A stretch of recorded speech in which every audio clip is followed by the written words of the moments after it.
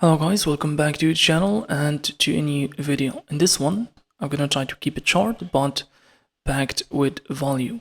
So in this one, I'm gonna show you how you can increase your average gain per trade, or the expectancy. I believe it is the same thing, but we're gonna try to work on reducing the stop loss and increasing the RR, and also the win rate will be decreased automatically. That's the topic of this video. So again, win rate is gonna be dropping. Whatever win rate you are using right now, this isn't relevant to a specific strategy. The win rate is gonna be decreased by this method, but we're gonna increase the RR, and we're gonna find a balance between these two, that the average gain per trade is gonna also increase in value, and finally the return of investment is going to increase as well. So this seems a bit complicated, but let me show you how or what we're going to do in this video. So this, first of all, relies on data. All right, you need past data or past trades you have journaled from backtesting or from live trading to use this method right here. So if you don't have that, this is the right time to get into it. So suppose that you have a strategy and this is your entry pattern. All right, this is how you enter, and this is my own, but you can use whatever you like. So this right here is my entry pattern. When I see price breaks above this high after taking some previous short-term low to the left, we broke above this high, right? So I usually enter here, and then my stop loss here, and then I target a fixed RR, which is 1.5 R. You can use this if your strategy relies on fixed RR, or you have a dynamic RR. It doesn't matter. Dynamic TP, this doesn't or this works also in that situation. So suppose that I found out that the average drawdown of each trade, of each winning trade, of course losing trades is gonna take this full drawdown right here. So let's suppose that this is 0% drawdown from this line, and this is 100% drawdown. The losing trades, of course, is gonna go all the way to here. So that's 100% drawdown. We're not gonna use losing trades, we're gonna use winning trades. So suppose that we have collected 100 winning trades, and we found out that most winning trades doesn't go, let's say that 90% of those trades, so that's 90 trades, doesn't go below the 75% maximum drawdown. So suppose that this line right here is the 75%. I believe that you already know where we are going. So suppose that this is the 75%, or maybe here 75% maximum drawdown, and 90% of those trades, it didn't go below this line. Only 10% of the winning trades, so that's 10 trades, they went below this. So they went here and then went to TP. So what does this tell you? It tells you that from this statistic alone, we can deduct that this right here is not the best place to put our stop loss, especially if you have a trend following strategy. You will notice that most of the trades don't go all the way to here. You have a strong trend, price is in a hurry to reach the level, so we keep the momentum. Few trades will go all the way to here and then reverses. So this is a safe place, of course. This is a safe stop loss, meaning if price is going to trade to here, there's a good chance that we're not going to do this. There's a good chance that we're going to continue to the downside. So that's the invalidation level. So that's a safe stop loss. But sometimes, a lot of times, safe stop loss doesn't mean it is the optimal stop loss. Okay, yes, it is safe, but if we talk about in terms of average gain per trade or the expectancy, it's not the optimal stop loss level. So from this right here, as I said, 90% of those trades don't go below the 75% maximum drawdown. That means that we can reduce the stop loss to here. All right, so what you're gonna do is you're gonna put the stop loss in its usual place here, and then you're gonna reduce it to here. Now the thing here, you can see that the RR, the TP, you're not gonna change the TP. You're gonna calculate your position here based on these levels. So here you're gonna have, let's say, 1% risk per trade. So you can see that instead of taking 1.5 R, now we are taking 2.2 R. All right.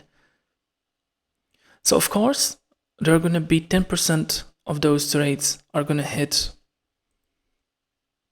stop loss and then reverse. So we have the trade that went all the way to here plus the trade that went all the way or only here and then reversed. Both of them are hit stop loss.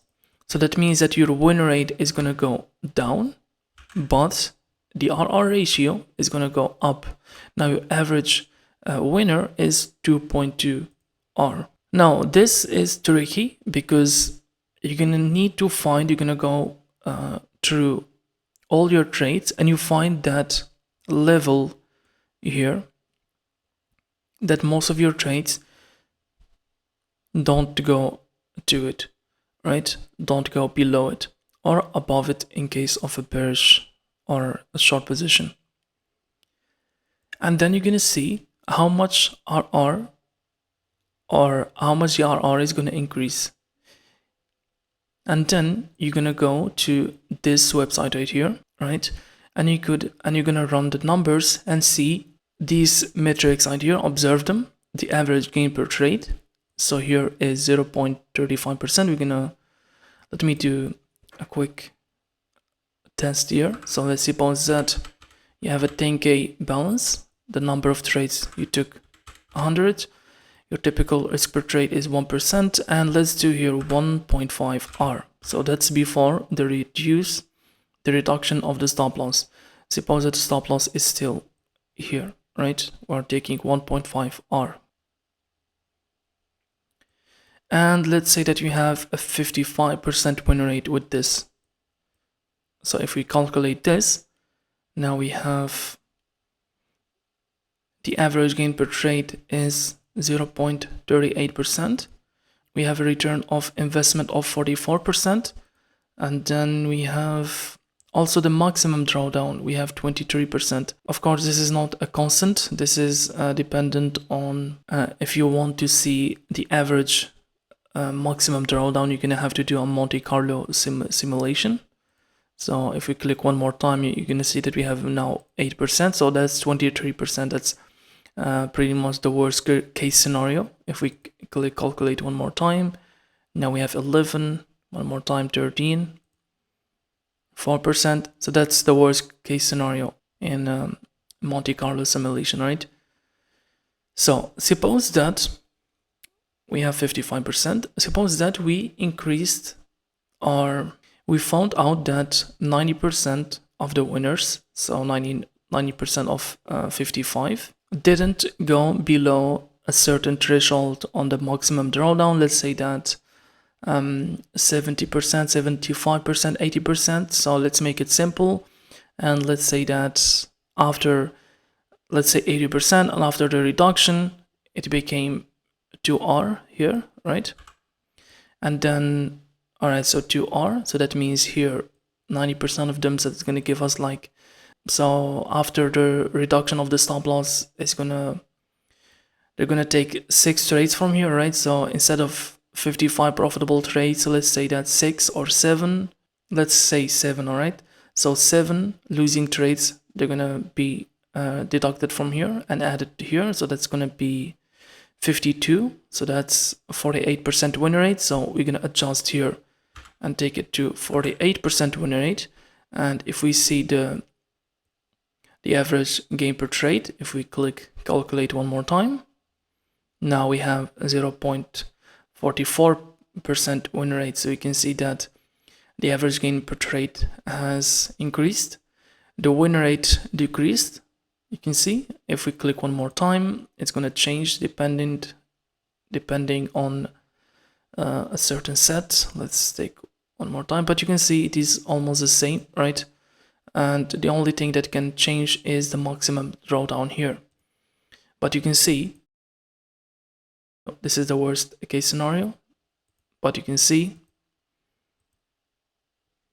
we have a better return of investment, all right, by just doing those, or that reduction in stop loss based on the data that we have. Now again, you need to find that perfect trade-off between decreasing the win rate and increasing the RR, but that depends entirely on the data that you have in hand. Sometimes you don't have a fixed RR. You can do that also. You can try to work something out. It's going to be a bit complicated, but the logic remains the same. So again, here, you're not going to play with the TP. Just because you reduce your stop loss to here doesn't mean that let me just get away with 1.5 R here. No. The point of this is to get a better RR, not to be content with enough. No. So you're gonna leave the RR or the TP as it is. So that's one way to refine your strategy in terms of we're gonna leave the conditions as it is, the technical analysis, but we're gonna play with the parameters, the risk parameters, such as the stop loss. There are fine-tuning methods on the TP itself, right? But that's maybe a topic for another video, but this one is for reducing the stop loss by simply seeing how much drawdown each trade goes to, right? If most of your trades doesn't go near the stop loss level, they don't stay here and then go to TP, then why you are putting your stop loss here? It doesn't make sense. All right. So I hope you like this video. If you have any other questions, you can always DM me in my Twitter account or leave a comment down below and I will answer you as soon as I can. Now happy trading and good luck.